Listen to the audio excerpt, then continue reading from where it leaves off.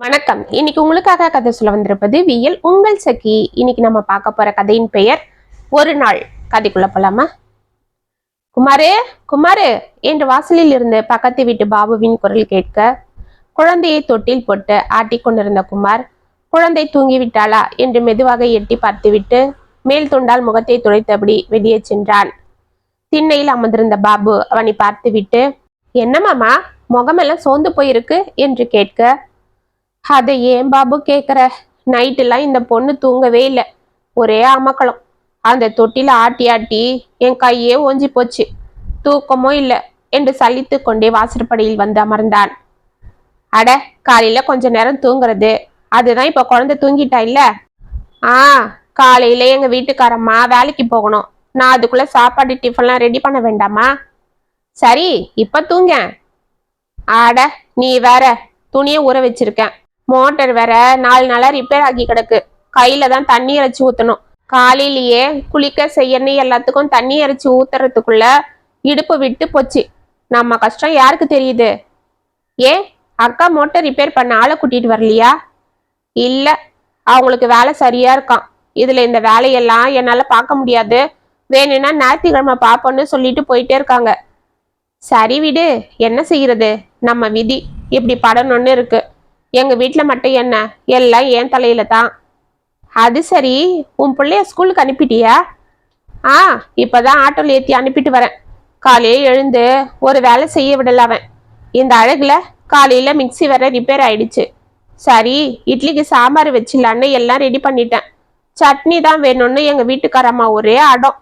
முடியாதுன்னா திட்டு விழுமேன்னு பயந்துக்கிட்டு அம்மியில வச்சு அரைக்க பறக்க அரைச்சி எடுத்தேன்.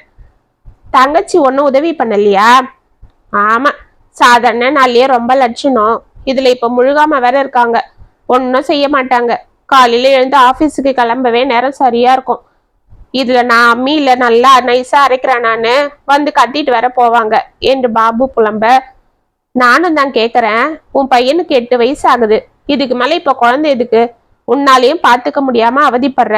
இவங்களுக்கு என்ன, குழந்தைய பெத்துட்டு நம்ம தலையில கட்டிட்டு போயிடுவாங்க. நாம இல்ல அவதிப்படணும் என்றான் குமார். அது என்னவோ சரிதான், ஆனா இதெல்லாம் சொன்னா அவங்க கேட்க மாட்டாங்க. பொம்பளை புள்ள வேணுமா, இல்லைன்னா எல்லாரும் உங்களை கேவலமா பார்ப்பாங்களாம் என்று பாபு சலித்து கொள்ள, அதுவும் சரிதான். நல்ல வேலை எங்க வீட்டுல தலைச்சு புள்ள பொம்பளை புள்ளையாயிடுச்சு. இல்லைன்னா நானும் உன்னை போலதான் அவதிப்படணும் என்று குமார் சிரித்தான். அது சரி மாமா, உன் மாமனார் எங்க? ஆளை காணோம். இல்லைன்னா நீ இவ்வளவு நேரம் பேசிட்டு இருந்ததுக்கு உன்னை ஒரு வழி பண்ணிட்டு இருப்பாரே மனுஷன் என்று உள்ளே எட்டி பார்த்தான் பாபு. அட, அவர் மேல திரு ராமசாமி மாமா வீட்டுக்கு போயிருக்காரு. எதுக்கு? ஊர்கதை பேசவா என்று பாபு வாயை பிளக்க, பின்ன இவங்க என்ன உலக கதையா பேச போறாங்க? உன் வீட்டு மருமகன் என்ன பண்ணா, என் வீட்டு மருமகன் என்ன மதிக்காம நடந்துக்கிறான்னு பேசிட்டு வருவாங்க. ஆமா ஆமா, இதுக்குதான் ஒரு 4 நாள் எங்க அப்பா வீட்டுக்கு போயிட்டு வரலான்னா எங்க முடியுது? அவரும் என்ன கூப்பிட்டு கூப்பிட்டு சலிச்சிட்டாரு. ஆமா பாபு, உன் தம்பிக்கு கல்யாணம் ஏற்பாடு பண்ணணும்னு உங்க அப்பா சொல்லிட்டு இருந்தாரே. ஏதோ பொண்ணு வீட்டுக்காரங்க கூட வந்து பார்த்துட்டு போனதா சொன்ன. என்னாச்சு? ஏதாவது செட் ஆச்சாமா என்று கேட்டான் குமார். அட நீ வேற, அந்த குத்தை ஏன் கேக்குற? எங்க அம்மா படுத்த படுக்கையா கிடக்குறாங்களே, அதுக்குள்ள என் தம்பிக்கு ஒரு வழி பண்ணி அனுப்பலான்னு எங்க அப்பாவும் தலைக்கீழா நிக்கிறாரு. ஆனா ஒன்னும் சரிப்படல. ஏன், அந்த இடம் என்னாச்சு? பொண்ணு கவர்மெண்ட் உத்தியோகத்துல இருக்காங்களாம். அதனால கூட 10 பவுனும் கையில ரொக்கமா 5 லட்சமும் வேணுமா. அது மட்டும் இல்ல, பொண்ணுக்கு காரம் வாங்கி தரணுமா. இதுக்கெல்லாம் எங்க அம்மா எங்க போவாங்க? அவங்களே முடியாம கிடக்குறாங்க. ஏதோ எங்க அப்பா ராப்பகல அவங்கள பாத்துக்கிறதால அப்படி போகுது. இந்த அழகுல அவங்க கேக்குறதெல்லாம் செய்ய முடியாதுன்னு சொல்லிட்டாங்க. இப்ப வேற இடம் பார்த்துட்டு இருக்காங்களாம். அட கடவுளே, இந்த கொடுமையெல்லாம் என்னைக்குதான் மாறுமோ? என்னதான் ஆம்பளைங்களுக்கு சமோரியமா வேணும்னு வாய்க்கிழியே பேசினாலும் யாரும் திருந்துறா போல தெரியல. அதுக்குதான் நானும் வேலைக்கு போய் 4 காசு சம்பாதிச்சா எங்க அப்பாவுக்கு உதவி செய்யலான்னு பாக்குறேன். ஆனா எங்க வீட்டுக்காரம்மா அதெல்லாம் எதுக்கு, நான் சம்பாதிக்கிறதே போதும், வீட்டுல வேலையை பாருன்னு சொல்றாங்க. இதுல 2வது குழந்தை பிறந்துட்டா இனி சுத்தம். அதை பார்த்துக்கவே சரியா இருக்கும். இனி எங்க இருந்து வேலையை பத்தி நினைக்கிறது? படிச்ச படிப்பு தான் வேஸ்ட் என்று பாபு கூறிக்கொண்டிருக்க, என்ன ஊர்வம்பு பேச்சா?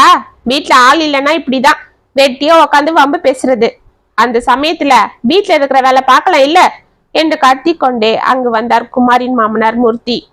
அட கடவுளே, இந்த ஆளு வந்துட்டார, நம்ம பார்க்கவே இல்லை பாரு. சரி சரி, நான் கிளம்புறேன், இல்லைன்னா பேசியே என்ன கொன்னுடுவாரு என்று பாபுவின் காதோடு கூறிவிட்டு, இதோ போறேன் மாமா என்று குமார் எழுந்து உள்ளே செல்ல, அப்ப நான் வரேன் என்று கூறிவிட்டு நடையை கட்டினான் பாபு. ஆமா வரேனா, இன்னும் வம்பு பேச, மூஞ்ச பாரு மூஞ்ச, நல்லா கோட்டா நட்டம், ஒழுங்கா இருக்கிறவனையும் கெடுத்துட்டு போயிடுறது என்று பாபுவை முறைத்தபடி முனறிக்கொண்டே உள்ளே சென்ற மூர்த்தி, குமாரே கொஞ்சம் காப்பி தண்ணி இருந்தா கொண்டா என்று குரல் கொடுத்து விட்டு டிவியை ஆன் செய்து விட்டு சோஃபாவில் அமர்ந்தார். கடகடவென காப்பி கொண்டு வந்து அவரிடம் கொடுத்த குமார், மாமா டிவியில சவுண்ட கொஞ்சம் குறைச்சி வைங்க மாமா என்றார். ஏன் என்று மூர்த்தி அவனை முறைக்க, குழந்தை இப்பதான் தூங்குறா, அவ எழுந்துட்டா ஒரு வேலையும் செய்ய முடியாது, அதுதான். ஆமா, அந்த பக்கத்து வீட்டு கிறுக்கு பையன் கூட உட்காந்து காலங்காத்தால வம்பு பேசுற நேரத்துல உள்ள வேலையை பார்த்திருக்கலாம் இல்ல. இப்ப நான் டிவி போடும்போதுதான் வேலை செய்யணும்னு ஞானம் பிறக்குமோ ஐயாக்கு என்று வேண்டுமென்றே டிவி வால்யூமை அவர் அதிகமாக்க, வீல் என்று உள்ளிருந்து குழந்தையின் சத்தம் கேட்டது. அவரை முறைத்து விட்டு கடகடவென உள்ளே சென்றான் குமார். மதியம் சாம்பாரில் சற்று உப்பு அதிகமாக அவனை வசைப்பாடி கொண்டிருந்த மூர்த்தி களைத்து போய் தூங்கி போக உள்ளே அழுது கொண்டே குழந்தைக்கு சாப்பாடு ஊட்டி கொண்டிருந்தான் குமார். மாலை கவிதா ஆபீஸில் இருந்து வர ஓடி சென்று அவளிடமிருந்து பேக்கை வாங்கிய குமாரின் முகத்தை பார்த்த கவிதா, என்ன குமார், என்னாச்சு, ஏன் டார்லிங் டல்லா இருக்கிற என்று அவன் கன்னத்தை பிடித்து கொண்டாள். ஒன்னும் இல்லை என்றவன் உள்ளே செல்ல, ஏய் நில்ல, நான் கேட்டுட்டே இருக்கிறேன்ல, என்ன சொல்லு என்றவன் தோலை பிடித்து நிறுத்தினாள். மெதுவாக திரும்பி தலையை குனிந்து கொண்டு நின்ற குமார், மதியம் சாம்பார்ல கொஞ்சம் உப்பு அதிகமாயிடுச்சுன்னு மாமா என்ன வாங்கி வந்ததெல்லாம் திட்டாரு என்று அவன் தேம்ப, ஓ ஷட், எங்க அப்பாவுக்கு வேற வேலையே இல்லை, எப்ப பாரு எதனா சொல்லிட்டு எத்தனை வாட்டி சொன்னாலும் கேட்க மாட்டாரு. சரி அதை விடு, அவர் உன்னை திட்டுறது புதுசா, சொல்லு, இதுக்கு போய் நீ இப்படி உம்முன்னு இருக்கலாமா என்று அவன் தலையை சரி செய்தாள். என்ன திட்டினா பரவாயில்ல, எங்க அப்பாவை எங்க தாத்தாவை எல்லாரையும் திட்டுறாரு, என்னோட வளர்ப்பு சரியில்லையாம், பேசாம என் பொண்ணு கிட்ட சொல்லி உன்னை விவாகரத்து பண்ண சொல்லிட்டு அவளுக்கு வேற ஒரு பையனா பார்த்து கட்டி வைக்க போற பாருன்னு சொல்றாரு என்று தேம்பினான். அட, அவரு சொன்னா நான் அப்படி செய்வேனா, நீ என் மேல எவ்வளவு பாசமா இருக்கிற, சரி சரி அழக்கூடாது, போய் ரெடி ஆகு, குழந்தையும் ரெடி பண்ணு, நம்ம பீச்சுக்கு போலாம் என்றாள். குமாரின் முகம் மலர்ந்தது. நிஜமாவா சொல்றீங்க என்று ஆச்சரியமாக அவளை பார்த்தான். ஆமா டியர், நீயும் ரொம்ப நாளா கேட்டுட்டு இருந்த இல்ல, வா போலாம் என்று சிரித்து விட்டு உள்ளே சென்றாள். குமார் துள்ளி குதித்து கொண்டு உள்ளே செல்ல, என்னம்மா நீ வரும்போதே உன் புருஷன்காரன் நான் கத்துனதெல்லாம் காதுல ஓதிட்டானா என்று கேட்டார் மூர்த்தி. அட அதெல்லாம் ஒன்னும் இல்லப்பா, விடுங்க, பாவம் நாள் புறா வீட்லயே அடைஞ்சு கிடந்து வேலை பார்க்குற மனுஷனை நீங்க அப்படி திட்டிக்கிட்டே இருந்தா எப்படி, போங்கப்பா போய் வேலையை பாருங்க என்று ஷூவை கழட்டி விட்டு உள்ளே சென்றாள்.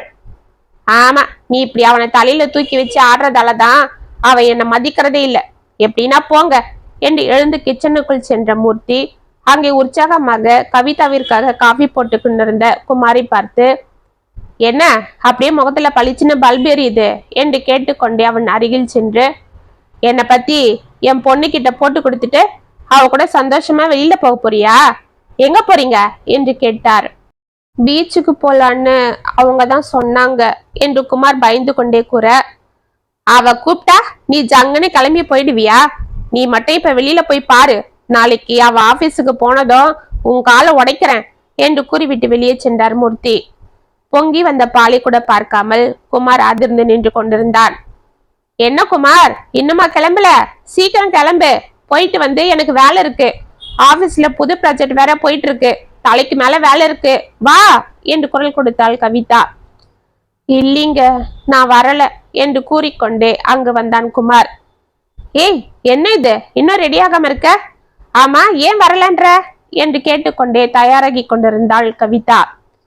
இல்லீங்க ஒரே தலைவலியா இருக்கு. அப்படியா, என்ன திடீர்னு? இல்ல மதியம் மாமா திட்டினார்ல, அது அழுதுட்டு இருந்தனா, அதுதான். அதுக்குதான் சொல்றது, எதுக்கு எடுத்தாலும் இப்படி வீட்டுல அழுதுக்கு வைக்காதன்னு சொன்னா கேட்டாதானே. சரி சரி, இதுதான் சாக்கன்னு படுத்து தூங்கிடாத, நைட்டுக்கு டிஃபனை செஞ்சு வை, நான் ஆஷா வீட்டு வரைக்கும் போயிட்டு வந்துடுறேன், கொஞ்சம் வேலை இருக்கு என்று வெளியே சென்றாள் கவிதா. ஏதோ ஞாபகம் வந்து கடகடவென அவள் பின்னால் ஓடிய குமார், என்னங்க என்னங்க என்று கத்தினான். வண்டி எடுத்து கொண்டிருந்தவள் டக்குன்னு திரும்பி, என்ன போகும்போது என்று சலித்து கொண்டே திரும்பி பார்த்தாள். அந்த மோட்டார் ரிப்பேர் ஆகி 4 நாள் ஆகுது. கிணத்துல தண்ணி எடுத்து எடுத்து இடுப்பெல்லாம் விட்டு போகுது. அதை ரிப்பேர் பண்ணணும் என்று தயங்கினான். இப்ப என்ன, பிளம்பரை கூட்டிட்டு வரணும் அவ்வளவுதானே? அதை சொல்ல, அதை விட்டுட்டு இப்ப நீ கஷ்டப்படுறதெல்லாம் சொல்லணுமா என்று முகத்தை காட்டிவிட்டு, சரியான தொல்லை, நொயின்னு. ஒரு பொம்பளை வெளியில போகும்போது 1008 வேலையை சொல்றது. வீட்டுல தின்னுட்டு தண்டத்துக்கு தானே உக்காந்து கிடக்குற. மத்தியானமா அப்படின்னு நடந்து போய் சொல்லிட்டு வரலாம் இல்ல? எங்க உழைச்சி போட ஒருத்தி இருக்கா, எல்லா வசதியும் வாங்கி போட்டுறேன், நல்லா தின்னுட்டு ஊர்வம்ப பேசிட்டு இருக்கிறது. இதுல நான் தான் எல்லாம் செய்யறேன்னு வாய் வேற என்று எரிந்து விழுந்து விட்டு வண்டி எடுத்து கொண்டு சென்றாள். கலங்கிய கண்களுடன் அவளை பார்த்து கொண்டு அவன் நின்றிருக்க உள்ளே குழந்தை அழும் சத்தம் கேட்டு கடகடவென ஓடினான். அன்றிரவு வேலைகளை எல்லாம் முடித்து கொண்டு குழந்தையை தூங்க செய்த குமார் தண்ணீர் பாட்டில் எடுத்துக்கொண்டு பெட்ரூம் சென்றான். தண்ணீரை டேபிள் மீது வைத்துவிட்டு சோர்வாக முகத்தை வைத்து கொண்டு திரும்பி படுத்து கொண்டான்.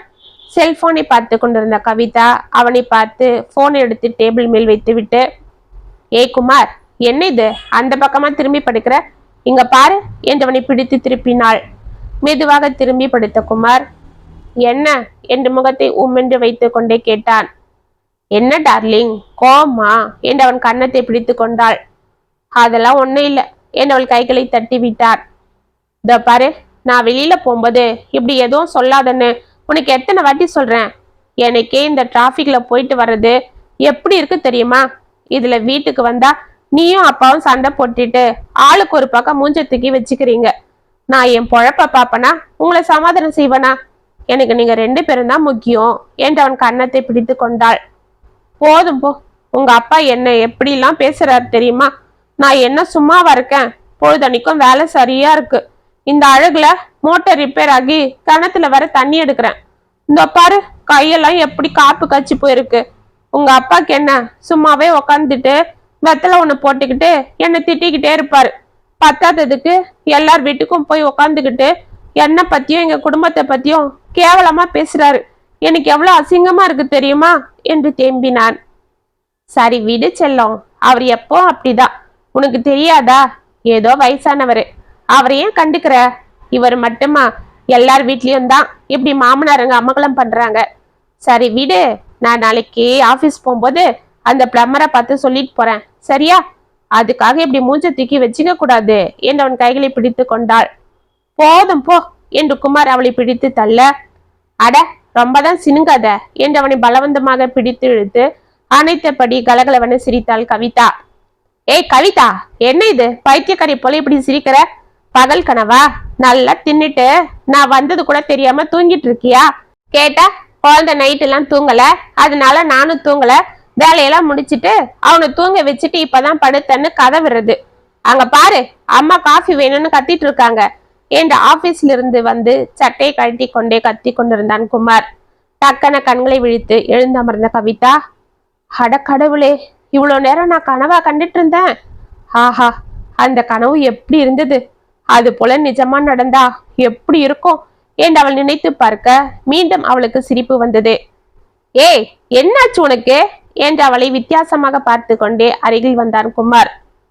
ஒன்னும் இல்லைங்க, ஒரு நாளைக்கு எல்லாம் தலைகீழா மாறினா எப்படி இருக்கும்னு நினைச்சு பார்த்தங்க, அதுதான் சிரிப்பு வந்தது என்று சிரித்து கொண்டே எழுந்து வெளியே ஓடினாள். என்ன சொல்லிட்டு போறா இவ என்று அவளை ஒன்றும் புரியாமல் பார்த்து கொண்டே கட்டிலில் அமர்ந்தான் குமார். இத்துடன் ஒரு நாள் கதை முற்றம். உங்களுக்கான எழுதின இந்த கதை உங்களுக்கு பிடிச்சிருந்தா கமெண்ட்ஸ்ல சொல்லுங்க, லைக் பண்ணுங்க, ஷேர் பண்ணுங்க, மறக்காம சப்ஸ்கிரைப் பண்ணிக்கோங்க. மீண்டும் நாளைக்கு வேற ஒரு சுவாரஸ்யமான கதையோட உங்களை சந்திக்கிறேன். அது வரைக்கும் இணைப்பிலே இருங்க. இப்படிக்கு வியல் உங்கள் சகி.